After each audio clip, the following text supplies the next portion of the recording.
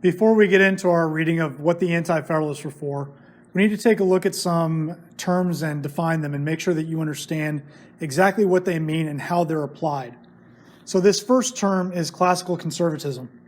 Anybody who is a classical conservatist or a classical conservative would have been somebody who supported the monarchy.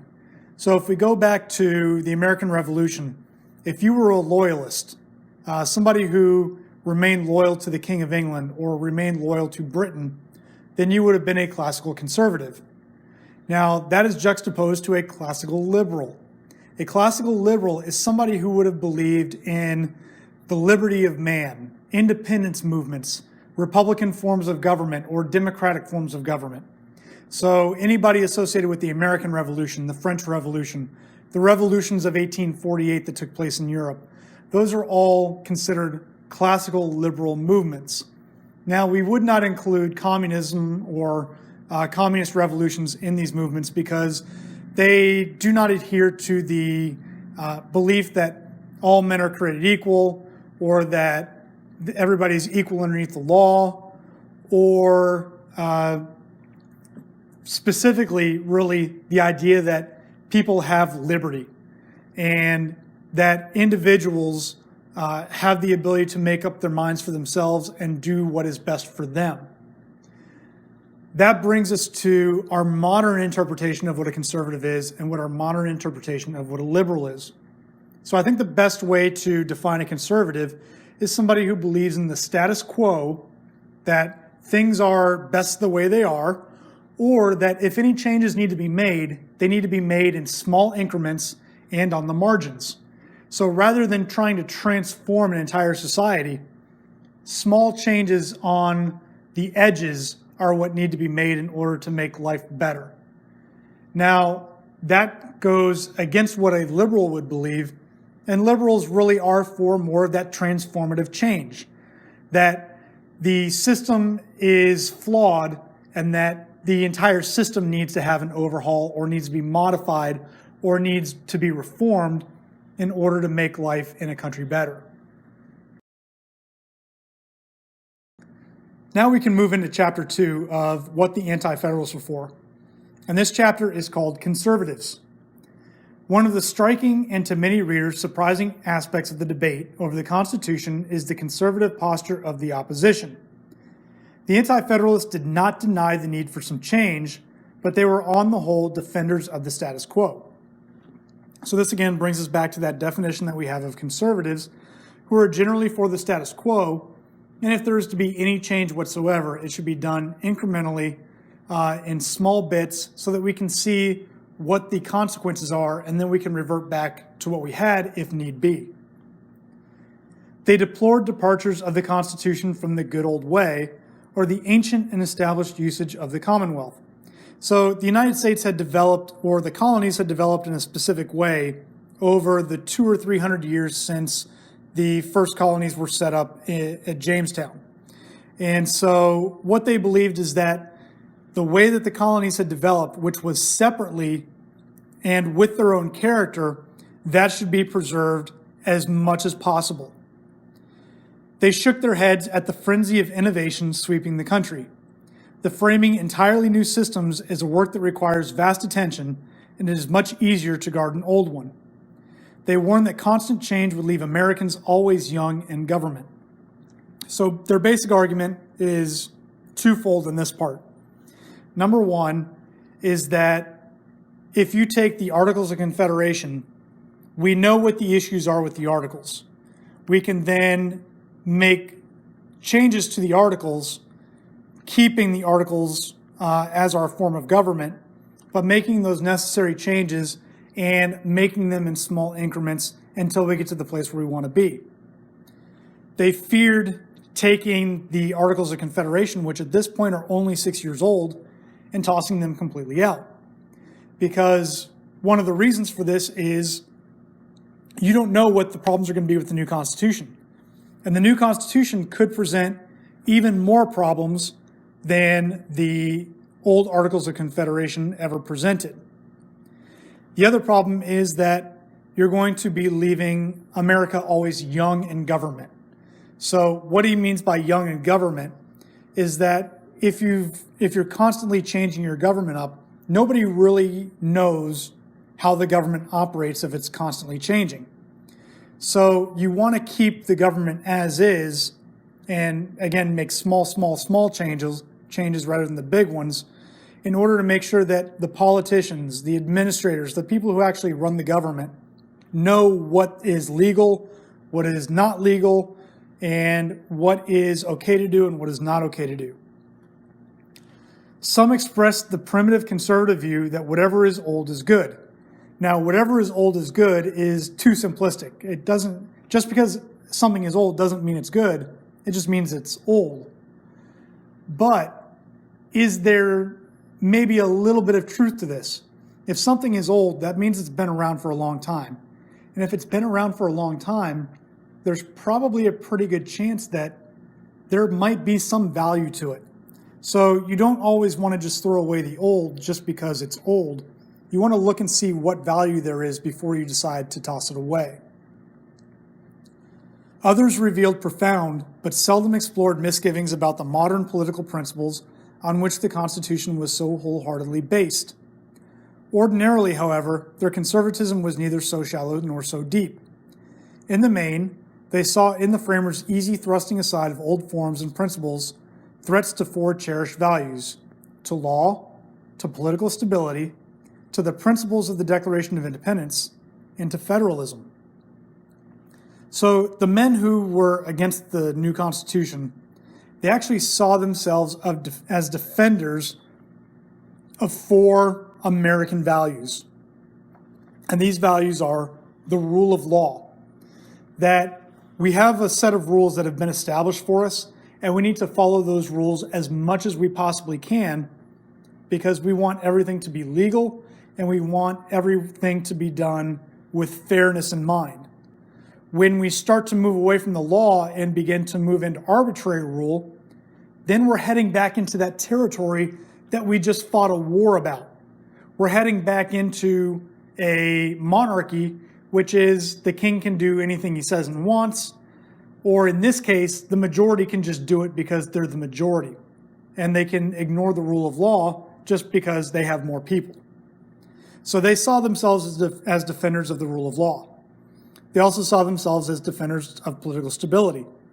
So if you're constantly changing that government, you're always going to be unstable, or you're even going to destabilize the political realm. They saw themselves as defenders of the Declaration of Independence. And they also saw themselves as defenders of federalism. Now, this is interesting because we call them the Anti-Federalists. But the reason why they're called Anti-Federalists is because that is the name that the Federalists pinned on them. So the Anti-Federalists believed that they were the true defenders of federalism in keeping the Articles of Confederation. Now, one of the things that you really need to understand is that if your opposition is able to name you, you've pretty much already lost. One modern example of this, imagine if you've got, in the abortion debate, you've got the pro-choice side and you've got the pro-life side. You always want to be pro something because pro means for. Rarely ever do you want to be anti something because anti means against. You would much rather be for something than against something. So imagine if the pro-life side was able to call the pro-choice side anti-life, or the pro-choice side was able to establish that the pro-life side is anti-choice. Well, if that ever occurred, you would know who was winning the argument at that point. The Anti-Federalists often objected even to entering into debate on the Constitution because of legal irregularities in the proceedings of the Philadelphia Convention. They argued that that convention had been authorized for the sole and express purpose of revising the Articles of Confederation. So the delegates who met in Philadelphia were authorized by their own state legislatures to revise the Articles of Confederation. They were never given the authority by those state legislatures to discard the Articles of Confederation and create an entirely new document. So just on that, the Anti-Federalists see the proceedings in Philadelphia as illegal. The second part of this would have been that since Rhode Island didn't show up, and you needed 13 states to be able to revise the Articles of Confederation or to amend them, then any revisions that were made at the Philadelphia Convention would also have been illegal because Rhode Island didn't take part. So you have a two-pronged legal argument for the Anti-Federalists. Unfortunately for them, they are fighting against a tide, and they're losing this battle. They believe that they had no right to propose any radical change in the government of the Union. While not an invincible argument, it was very powerful. But it became less pertinent every day simply because the Constitution was in fact before the people and its merits were under discussion. It is very possible to say that the Constitution is an illegal document and is not the legal government for the United States. Now, the issue that we have 200 years later is that because we've had the Constitution for 200 years, by common law, we would, as a society, agree that the Constitution is the form of government for the United States. But if you were one of these delegates in Philadelphia back in 1787, you very easily could make the argument that the Constitution was not a legal document because it was not created under legal methods. The threshold had been crossed, and the Anti-Federalists had little choice but to follow the Federalists over it. So it was very apparent at some point in 1787 that the Articles of Confederation were gone and that a new Constitution was going to be written. So now it was up to the Anti-Federalists. They had already lost the main argument. So now they've got to come up with something else that they can win, even though they've lost the main argument. There were other legal objections. The convention proposed that Congress and the state legislatures should be bypassed in favor of special ratifying conventions, and that the Constitution should come into effect when 9 states ratified. So rather than having your unanimous decision 100%, 13 out of 13, the new proposal is 9 out of 13, or just under 75%. For neither of these proposals was there any legal basis. They ran counter to Congress's commission to the convention, and they violated the mode of amendment established in the Articles of Confederation.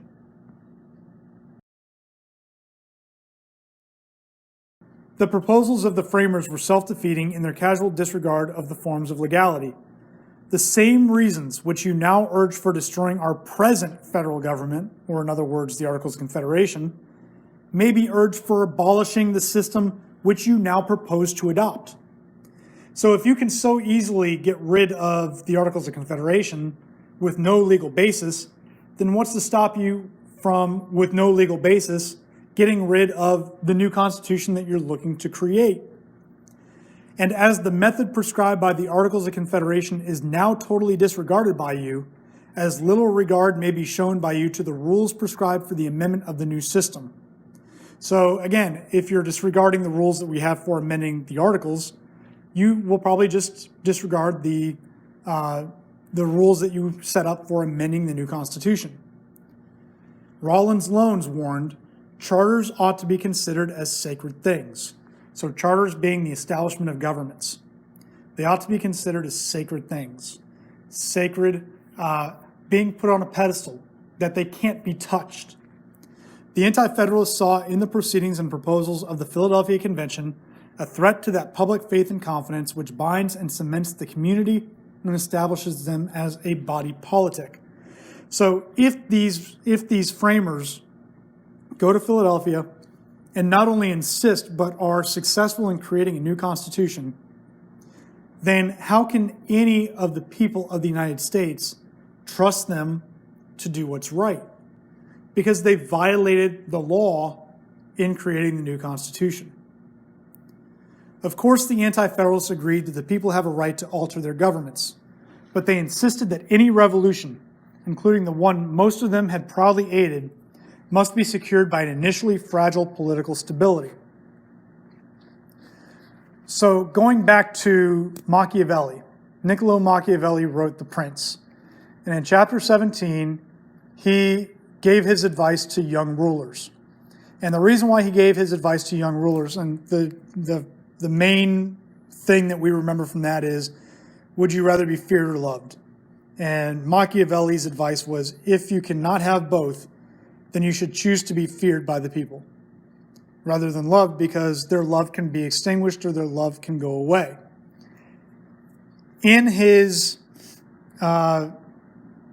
advice to these young rulers, he told them that the reason why they should choose to be feared is because there's going to be instability at the very beginning of their reigns. And if there's instability, then there are going to be people who will challenge their authority. And if those people challenge their authority, they may rise up against them and actually try to overthrow them. So Machiavelli says that a new prince should be cruel in the way he treats his people in order to gain that fear so that he can keep his position. Well, we're talking about that same sort of instability here. The United States is only, depending on what year you're looking at, if you're looking at 1776, 11 years old. If you're looking at the establishment for the Articles of Confederation, it's only 6 years old. If you're looking at the treaty that ends the war with Britain, then you're only talking about 4 years old. And so there's that initial political instability that exists. And if you continue to go through and create new governments, you're going to continue that political instability for the foreseeable future. They criticized the Federalists in typical conservative fashion for threatening this precious stability. The late revolution having effaced in a great measure all former habits, and the present institutions are so recent that there exists not that great reluctance to innovation, so remarkable in old communities in which accords with reason, for the most comprehensive mind cannot foresee the full operation of material changes on civil polity. So because we're new in government, there's this urge to innovate, to create other things that are new. But they warn the Federalists that when you do that, you bring about this concept that we call the law of unintended consequences. And the law of unintended consequences is you go forward with this plan to create something new. But because it's new, you don't know what effects it's going to have on government. You don't know what effects it's going to have on society. You don't know what effects it's going to have on your relationship with other countries. And because of that, maybe you shouldn't make those changes because you don't know if the changes are going to lead to something even worse than what you already had.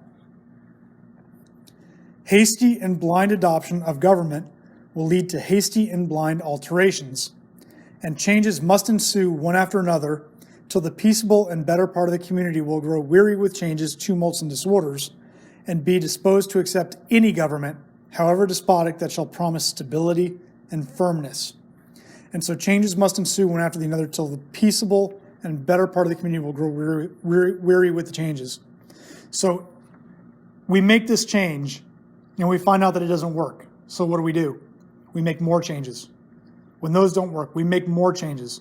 And this cycle just begins to repeat on itself until the people become so tired of all the changes that any person or any group that promises any sort of stability is going to be ushered into office simply because they are going to provide that stability. We see this all the time. We see this everywhere.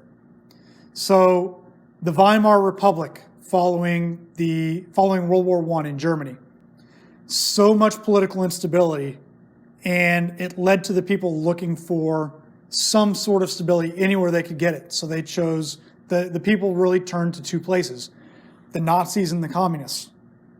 And it was the Nazis and the communists who were promising some sort of political stability.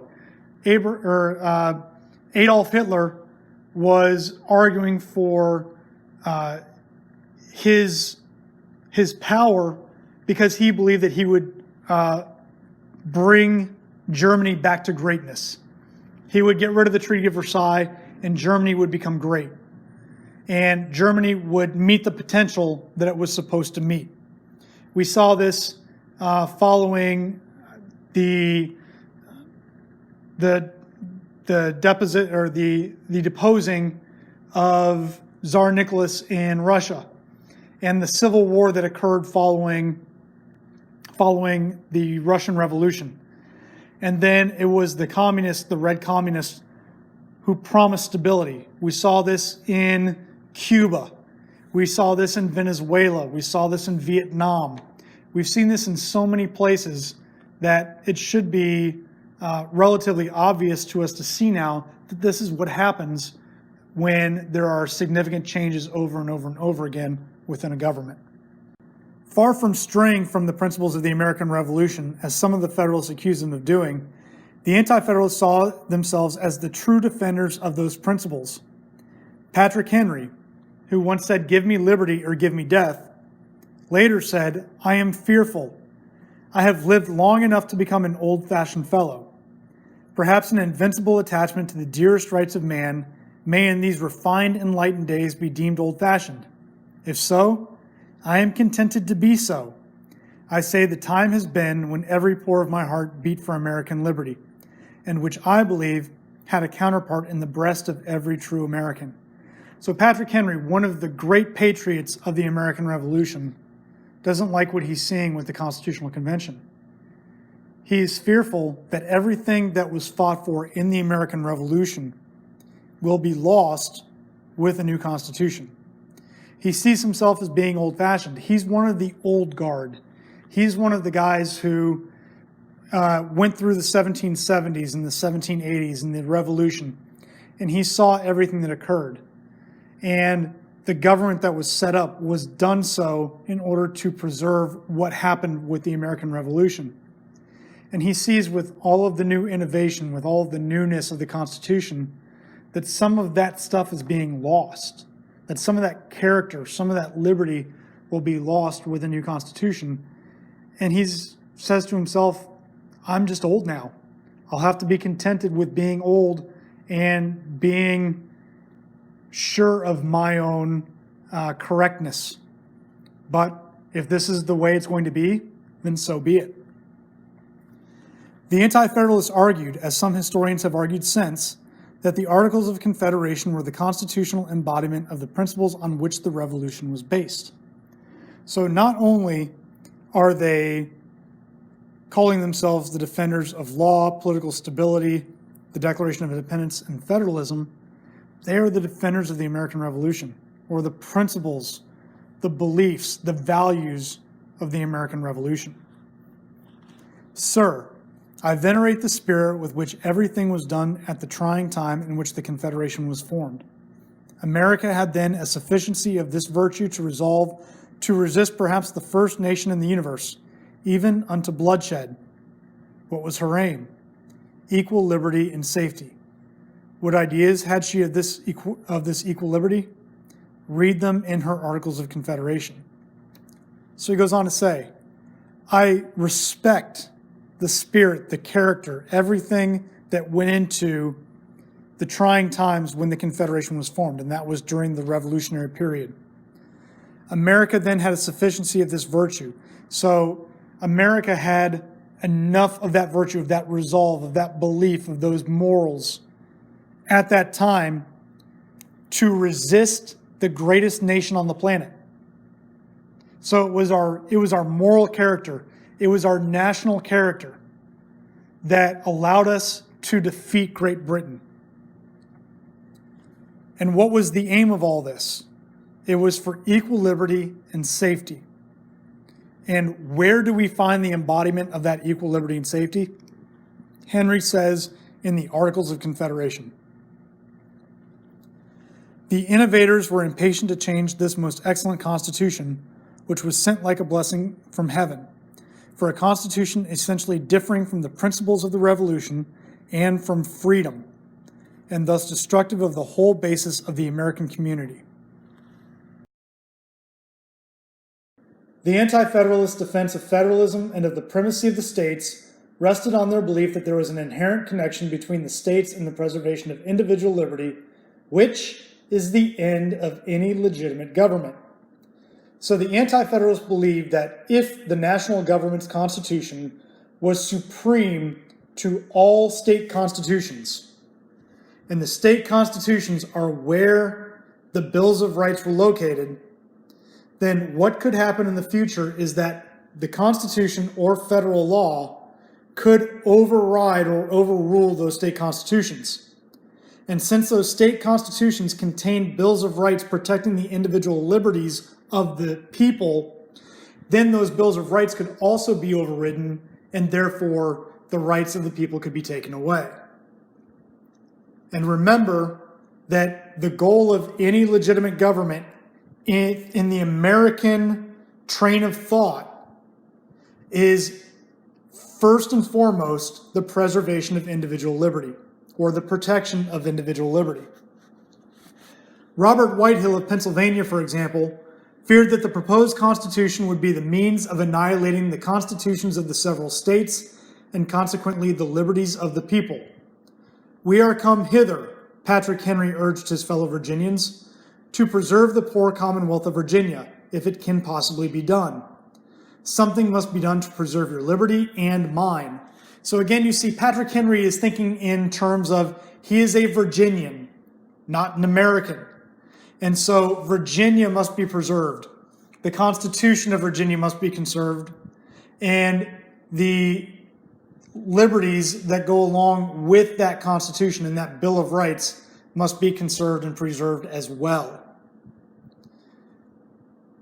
The states have to be preserved because they are the natural homes of individual liberty, as Luther Martin had argued in Philadelphia. At the separation from the British Empire, the people of America preferred the establishment of themselves into 13 separate sovereignties, 13 separate states, 13 separate nations, instead of incorporating themselves into one. To these, they look up for the security of their lives, liberties, and properties. To these, they must look up, the federal government they formed to defend the whole against foreign nations in case of war, and to defend the lesser states against the ambition of the larger. So what Luther Martin is arguing in Philadelphia is that the states, again, they are the ones who protect individual liberty. And the people of those states created the national government, in his view, the federal government, in order to protect the nation from invasion from England or invasion from France, or even, say, the smaller states, Delaware, Maryland, Connecticut, Rhode Island, from being invaded by their larger neighbors, New York, or Virginia, or Pennsylvania, or the Carolinas. The governments instituted to secure the rights spoken of by the Declaration of Independence are the state governments. They do the primary business that governments are supposed to do. The government of the Union supplements the state governments, especially by giving them an external strength that none of them could manage on its own. So again, if Virginia were to get into a war with England, Virginia is not going to be able to fight England on its own. But the combined strength of the 13 separate sovereignties coming together to fight England would be enough to repel England. That's what the federal government is for in the minds of the anti-federalists. But in principle, the general government is subordinate to the state governments. So again, we see that idea of a confederation where the central government is weak, but it's there to bind the states together, and the states are where the power lies. Why must the essential business of government be done by governmental units like the states? Primarily, this was, in the anti-federalist view, a question of size.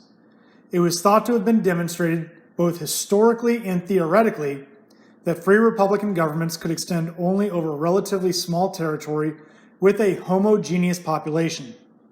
So at the time that the United States is debating whether or not they're going to be a confederacy or more of a federal type of government, you have very few republics that actually exist in the world.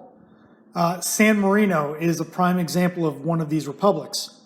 It's this tiny little mountainous country located within Italy. It's completely surrounded by Italy. It's very difficult to even find it on a map. And San Marino was a republic, but its population was tiny. And the population was homogeneous. It was all the same ethnic makeup. Everybody spoke the same language. Everybody had the same religion. So it was very, very small, and everybody was very much alike.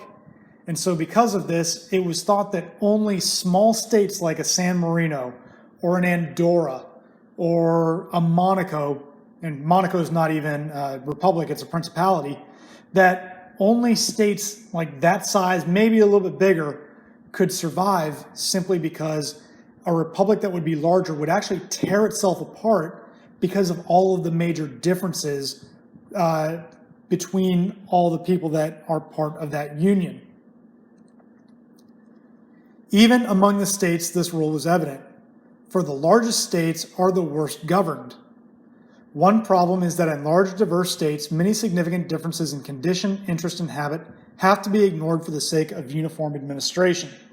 So even in a place like Virginia, which today would not be considered a very large state, back then it was one of the bigger states, and they had Bacon's Rebellion, in which Nathaniel Bacon led a bunch of farmers from the western part of the state to attack pretty much the House of Burgesses in Williamsburg, because the House of Burgesses was being controlled by eastern rich planters, and most of the decisions being made by that governing authority were being made to the benefit of the wealthy, and they were ignoring the needs of the farmers out in the West.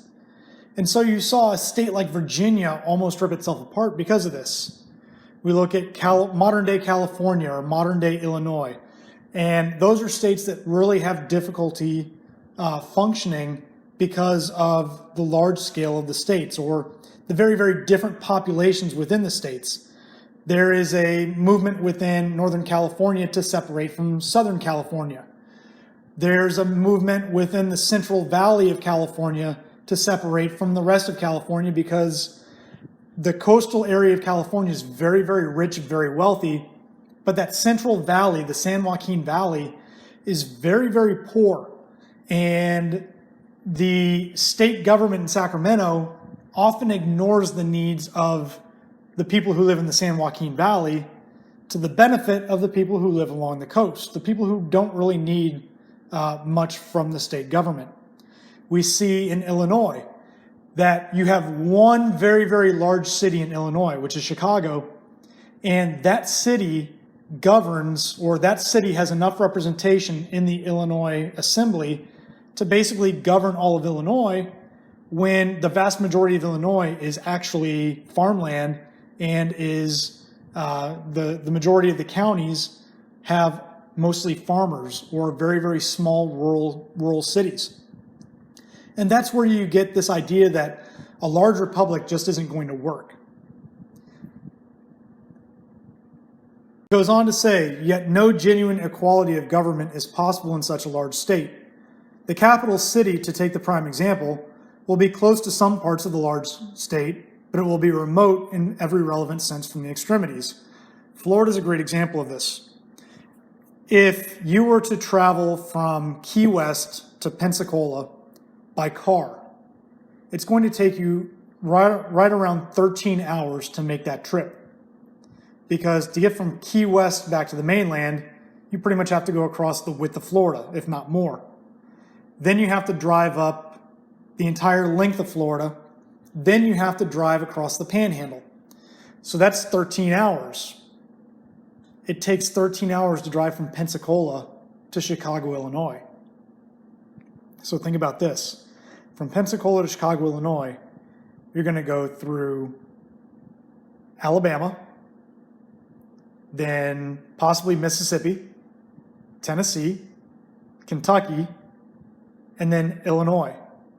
So you've got to go through several states to get from Pensacola to Chicago, but it's going to take you the same drive time to get from the Gulf Coast of Florida to a city on one of the Great Lakes. It's the same amount of time as it takes to get from Key West to Pensacola by driving.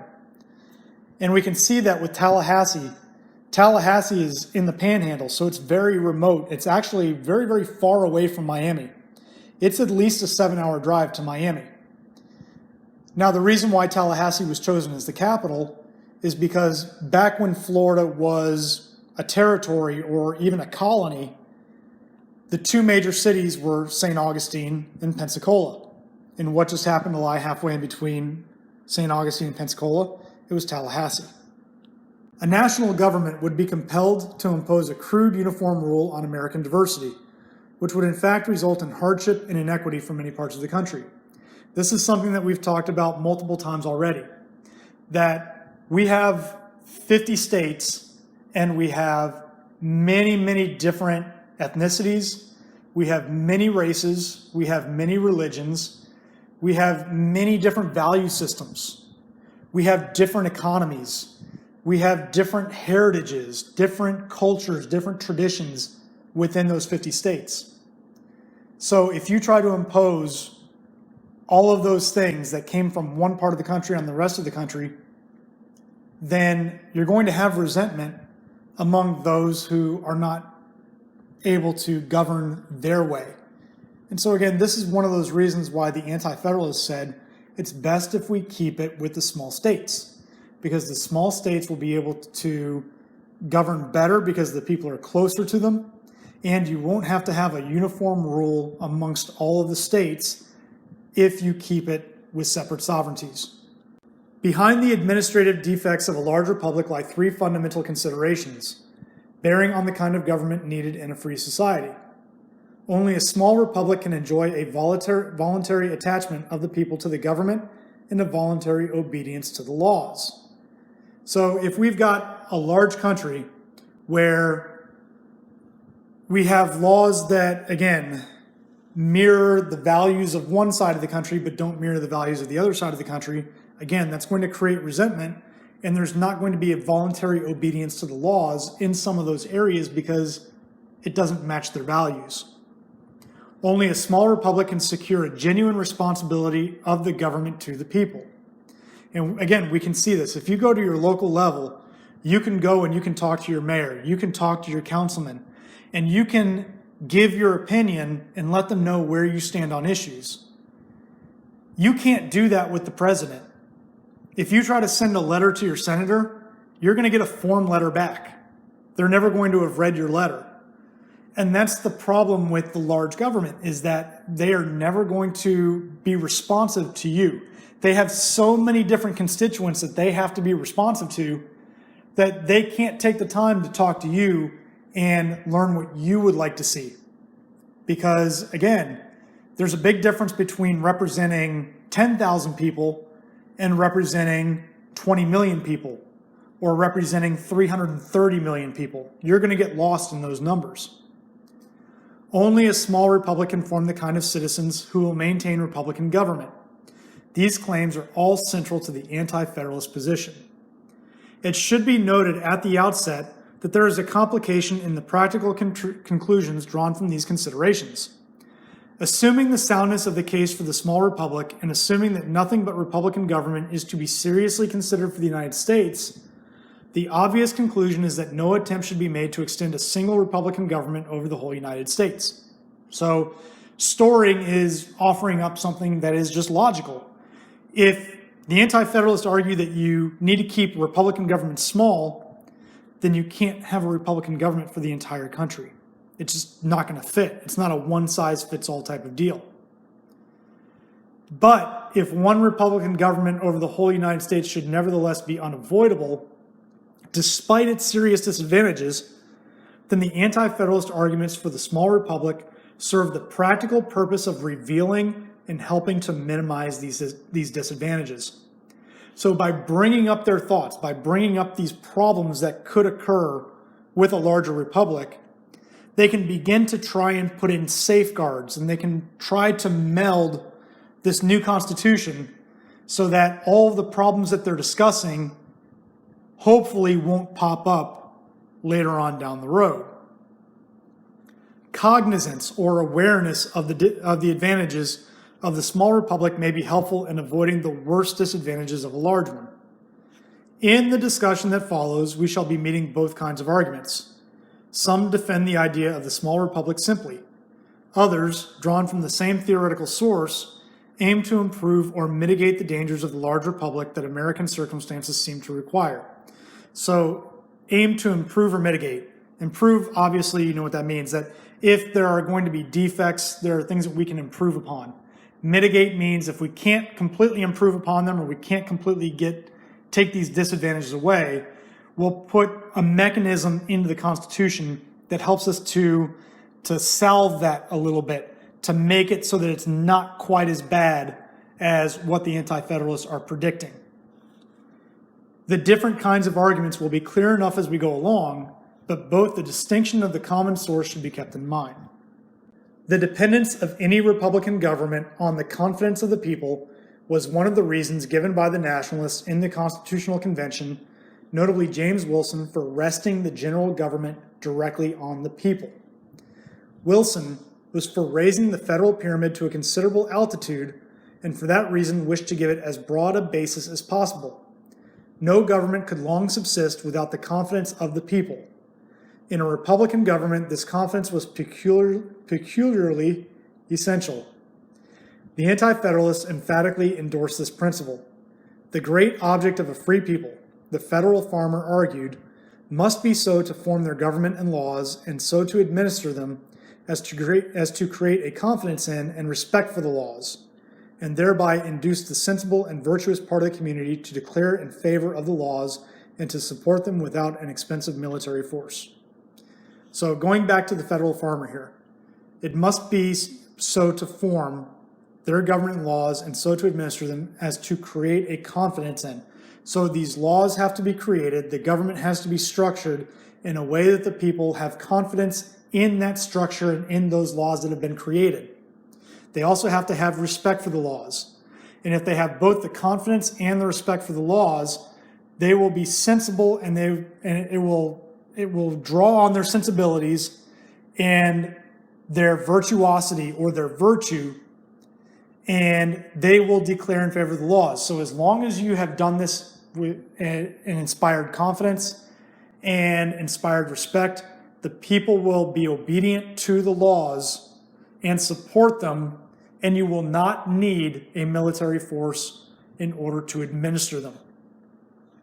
But the Anti-Federalists denied that the simple expedient of having the people elect federal representatives was enough to secure their attachment. In a large republic, the people will have no confidence in their legislature, suspect them of ambitious views, be jealous of every measure they adopt, and will not support the laws they pass. So look to our legislature right now. The last time that I saw an approval-disapproval poll of the United States Congress, the approval rating of Congress was 18%. So let me break this down for you. 18 out of every 100 people thinks that the legislature is doing a good job. 82 out of every 100 people thinks that the legislature is not doing a very good job.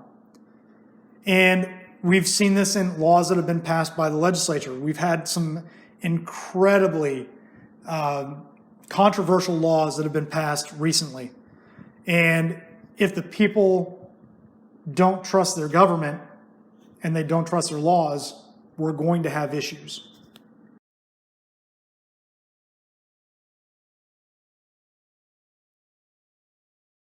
It is often said that the major legacy of the Anti-Federalists is the Bill of Rights. Many of their suggestions found their way into the proposals for amendment made by state ratifying conventions, and thence into the first 10 amendments adopted in 1791. 3 kinds of rights were stressed: the usual common law procedural rights in criminal prosecutions, liberty of conscience, and liberty of the press. So the procedural rights mentioned are due process. So when you are arrested, then you will be told what the charges are against you. Then you will have an arraignment, and you will have a trial by jury, and that trial will be by a jury of your peers. And then if you are convicted by that jury of your peers, then you will have a sentencing hearing. And the sentence will be based on law or based on tradition. It won't be an arbitrary ruling where you get the death penalty for jaywalking. And then once you have been convicted and sentenced, number one, that sentence is not going to be cruel or unusual. And then you will go to a prison or a jail where you will serve your sentence, and you will not be treated like an animal. You will be treated like a human being. Those are procedural rights. Then you have liberty of conscience, and this is a really important one. Liberty of conscience is the idea that you have freedom of religion. You have the choice. Your conscience is allowed to be your guide. So you can choose whatever religion you want to follow. As long, and this is the caveat, as long as that religion does not in any way infringe on somebody else's rights. So part of the Aztec religion was human sacrifice. Well, guess what? In the United States, you can't practice human sacrifice as part of your religion because you will be denying somebody else their right to life. Okay? Then you have liberty of the press. The press is the media. The government cannot interfere in the media. And so the press has special protections. One of those protections is that the media does not have to reveal their sources. The only time that the media would have to reveal their sources is in the case of, say, classified information that is not protected under the First Amendment, would have been leaked by a source, then that source has just committed a crime and that source would not be protected. But a lot of times you will see journalists who will not reveal that source because if they do, then what source is going to trust them in the future? And so you have seen journalists go to prison because they have not given up their sources. The Anti-Federalists insisted that the Constitution should explicitly recognize the traditional procedural rights to be safe from general search and seizure. And so again, this general search and seizure is to protect against the writs of assistance that the British were using during the 1770s, in which they were given a blank warrant that they could fill in with the who, what, when, where, and why whenever they wanted to, and they could go search your house for any reason at any time without actually having a judge approve it. So in the United States, the Fourth Amendment protects us from an illegal search and seizure. Any evidence obtained during an illegal search cannot be used during a prosecution. Then we also have the ability of the accused to confront witnesses. That way, we don't have secret trials or secret witnesses providing testimony that cannot then be refuted by the accused. Then the accused is also protected against cruel and unusual punishment, which we've been over. The most important of these was the trial by jury. And one of the most widely uttered objections against the Constitution was that it did not provide for and therefore effectively abolished trial by jury in civil cases. So again, going back to England, in England you had the royal courts. And the royal courts were magistrates or judges that were chosen by the king, and basically whatever the king wanted, that's the verdict the king got. So what eventually happened over time, and included in the English Bill of Rights, was that idea of a trial by jury of your peers. So anybody who's been called in for jury duty knows about this. You go in, you get called in for jury duty, they ask you a bunch of questions. Can you be impartial? Can you be unbiased? And then if they like you, if both the defense and the prosecution think that you're okay, then you might be seated for that jury. And then you listen to all of the evidence, and then you make a decision. Is the person who is on trial guilty, or are they not guilty? And then that's the trial by jury. So we don't have preconceived or verdicts that have already been come to prior to the trial. The Federalists claim that practice among the states in this respect varied too much to provide a general rule, was either denied by the Anti-Federalists or used as a further argument against the feasibility of consolidation. So the Anti-Federalists are going to say, look, if we're so different that we can't even come to a specific rule on trial by jury in the Constitution, then why are we even trying this to begin with? What sense does it make to try and consolidate us all into one? Regarding liberty of conscience, the Anti-Federalist position was complex. Typically, they favored both governmental encouragement of religion and liberty of individual conscience. The first proposal of the minority of the Pennsylvania Convention was that rights of conscience shall be held inviolable and that no state provision regarding liberty of conscience shall be abridged by the federal government. So inviolable, you cannot violate liberty of conscience. And so the proposal again of the minority from the Pennsylvania Convention was that the rights of conscience cannot be violated, and that no state provision that is protecting the rights of conscience can be abridged by the federal government or overruled by the federal government.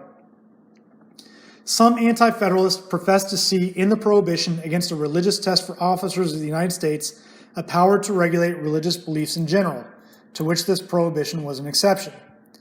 So the prohibition against religious tests in the United States, no person who becomes an elected official or who works for the government can be subjected to a religious test. You don't have to swear allegiance to Jesus. You don't have to swear allegiance to Muhammad. You don't have to swear allegiance to Yahweh to become an official within the United States. Some anti-federalists profess to see, again, in the prohibition against a religious test for officers of the United States, a power to regulate religious beliefs in general, to which this prohibition was an exception. The rights of conscience should be secured even though there was no immediate threat. So even though there was no threat in 1787, how do you know what's going to happen 200 years from now? Is it possible that the rights of conscience could be threatened today? And that's what they were arguing for. Times change, and the seeds, even though there was no immediate threat, the seeds of superstition, bigotry, and enthusiasm are too deeply implanted in our minds ever to be eradicated. So what the anti-federalists are saying here is that human behavior, human nature will not change. And so there is bigotry that exists. There was bigotry that existed during this time. Bigotry against races, bigotry against other religions. Again, we've already discussed how Maryland was a haven for Catholics, and that that many of the people who came to the Americas to begin with were coming here to have religious freedom. We're coming here to get away from the Catholics in Europe. And we're trying to get away from the wars in Europe. And they wanted to be able to worship as they so believed. And that's what the anti-federalists are trying to protect. That's the argument that they're making here. And that argument is that human nature is so deeply seated that if you don't protect religious beliefs, that there will be a time in the future when religious beliefs will come under attack and that they could be eradicated. The third area of concern was liberty of the press, often declaimed upon by the anti-federalists as the palladium of American liberties. It is the opinion of some great writers, Sentinel argued. Now, Sentinel is the pen name of the writer of the anti-federalist papers. It is the opinion of some great writers that if the liberty of the press, by an institution of religion or otherwise, could be rendered sacred, even in Turkey, that despotism would fly before it. So that if the liberty of the press, by an institution of religion or otherwise, could be rendered sacred. So the freedom of the press was even sacred in Turkey, that despotism could not survive. I say, another anti-federalist insisted, that a declaration of those inherent and political rights ought to be made in a Bill of Rights, that the people may never lose their liberties by construction. If the liberty of the press be an inherent political right, let it be so declared, that no despot, however great, shall dare to gainsay it. So let's go ahead and put this in a Bill of Rights. Let's make it set in stone so that no one, not Barack Obama, not Donald Trump, not any future president, can ever take away the press's ability to write any criticism that they like of the government. All of these concerns were pressed with enough vigor so that the Constitution was adopted only on the understanding that one of the first items of business of the new government would be the framing of amendments. So we've talked already about how the anti-federalists have lost the war. The war was Articles of Confederation or Constitution. They lost the war. There's going to be a Constitution. But they've won the major battle. And the major battle is the inclusion of a Bill of Rights. So again, they lost the war, but they won this battle. And that battle was that the Bill of Rights would be included in the new Constitution. While the Federalists gave us the Constitution, then the legacy of the Anti-Federalists was the Bill of Rights. But it is an ambiguous legacy, as can be seen by studying the debate. Indeed, in one sense, the success of the Bill of Rights reflects the failure of the Anti-Federalists. The whole emphasis on reservations of rights of individuals implied a fundamental acceptance of the consolidated character of the new government. So there's going to be one new government under a constitution in which the states give up more of their sovereignty. They've lost that war.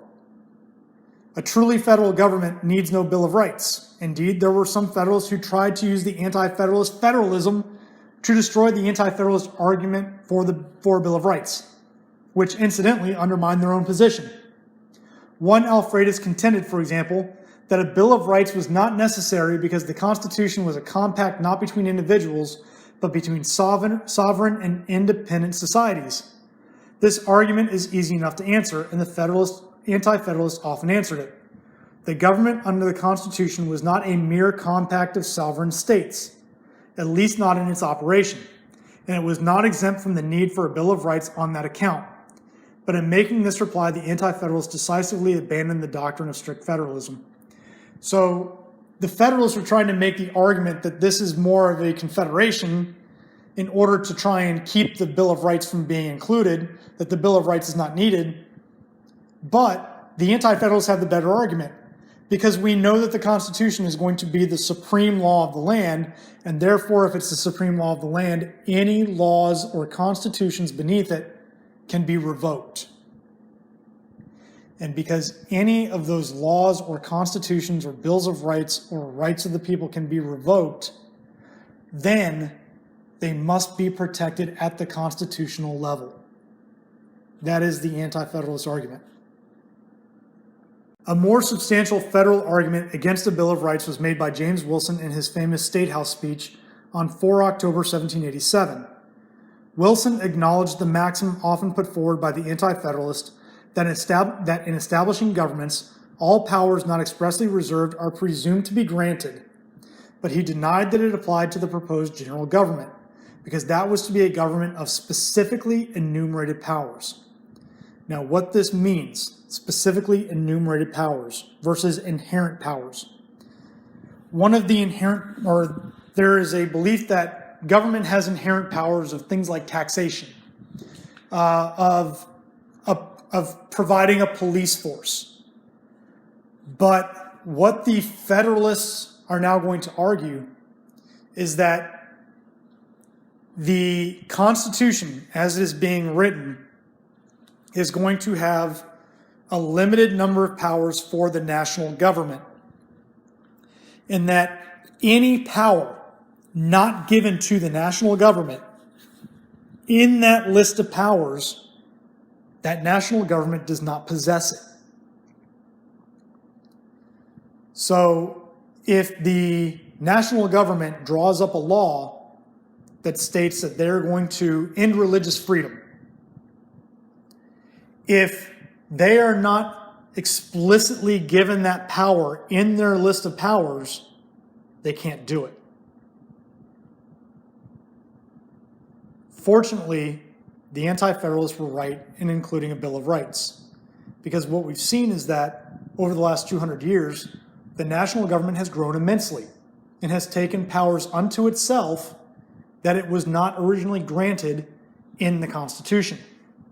So it was prescient and it was wise of the Anti-Federalists to argue for the inclusion of a Bill of Rights. Moving on with storing. Whereas in the state constitutions, the people invested their representatives with every right and authority which they did not in explicit terms reserve, under the proposed constitution, the congressional power is to be collected not from tacit implication, but from the positive grant expressed in the instrument of the Union. So even if a state constitution doesn't include a specific power, those powers are implied, and they are granted to that state government through the people through the idea of implied powers. But Wilson is arguing that the national government does not have those implied powers. It only has the enumerated powers, only those powers that are listed within the Constitution itself. Under the proposed Constitution, the congressional power is to be collected, again, not from tacit implication, but from the positive grant expressed in the instrument of the Union. Hence, it is evident that in the former case, everything which is not reserved is given. But in the latter, the reverse of the proposition prevails, and everything which is not given is reserved to the states.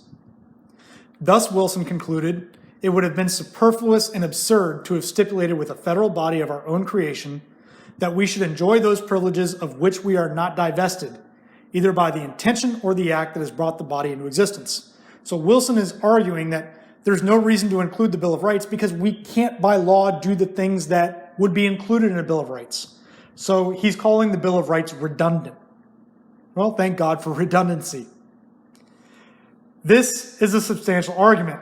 It was heavily relied on by defenders of the Constitution, and the basic theory on which it rests has become a part of American constitutional orthodoxy. So this is what we believe about the Constitution. This is what the Constitution is. That's what orthodoxy means. Yet it has some serious difficulties, especially when applied to the question of a Bill of Rights.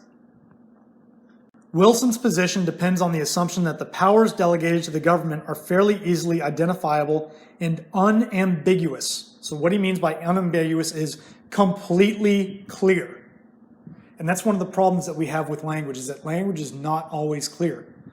You have to be a wordsmith to make sure that language is completely clear. Thus, for example, he contended that there is no power granted to the federal government to regulate literary publications, and therefore no need for a reservation in favor of liberty of the press. So Wilson says that since the federal government doesn't have the ability to regulate literary publications, which includes newspapers, magazines, opinion journals, whatever, then they also don't have the ability to destroy or take away the liberty of the press. If Congress should enact such a law, the judges would declare it null and void because it is inconsistent with those powers vested by this instrument in Congress.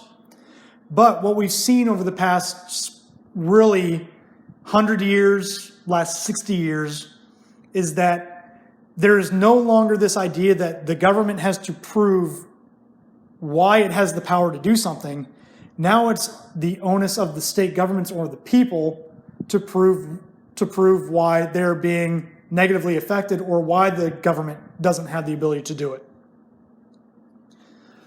But even leaving aside the question of libel and seditious libel, the general government is given authority to lay and collect taxes and to regulate commerce, for example, and could not either of these be used to stifle the press? Which they could. More generally, does not the general government, in the pursuit of its delegated powers, have implied powers that need to be limited for the sake of individual liberties? Which again, Storing is right. There are some implied powers of the government that need to be curtailed, that need to be lessened in order to make sure that the government is not trampling down on the rights of the people or on the powers of the state governments. Cannot the federal government define crimes and criminal procedures in connection with federal postal regulations, for example? And is there not, therefore, a need for procedural restraints of the traditional kind? Brutus, again another pen name, made the argument thus: the powers, rights, and authority granted to the general government by this Constitution are as complete with respect to every object to which they extend as that of any state government. So he's arguing that the federal government has just as much power as any state government. It reaches to everything which concerns human happiness. Life, liberty, and property are under its control. There is the same reason, therefore, that the exercise of power in this case should be restrained within proper limits as in that of the state governments. So Brutus is arguing for more restraints on the federal government to make sure that it does not continue to grab power from the states or liberties from the people. The constitutional grant of power to Congress, so laconic and broad, is an argument in favor of a Bill of Rights, not against it. In fact, said the satirical Aristocratus, This Constitution is much better and gives more scope to the rulers than they durst safely take if there was no Constitution at all.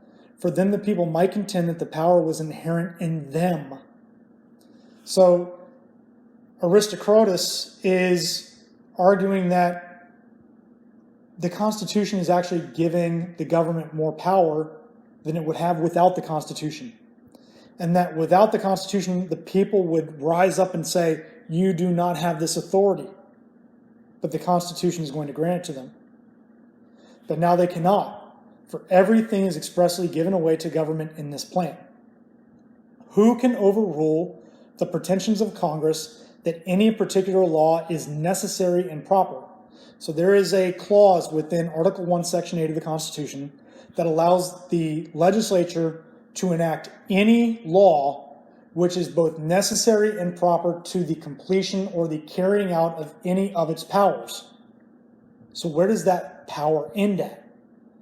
Could you not make the argument that just about anything is necessary and proper to carrying out the powers of Congress?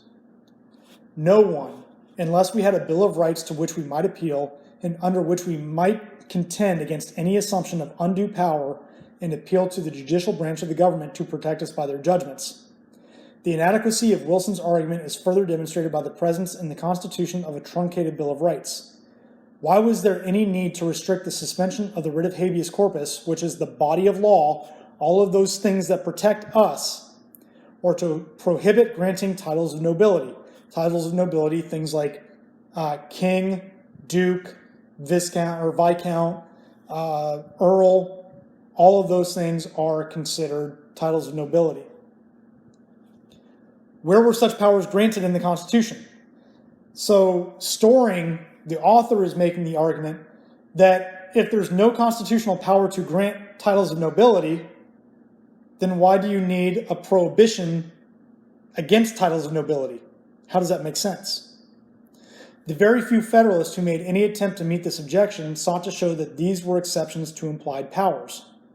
But this only reinforced the contention that the powers granted are anything but simple and unambiguous.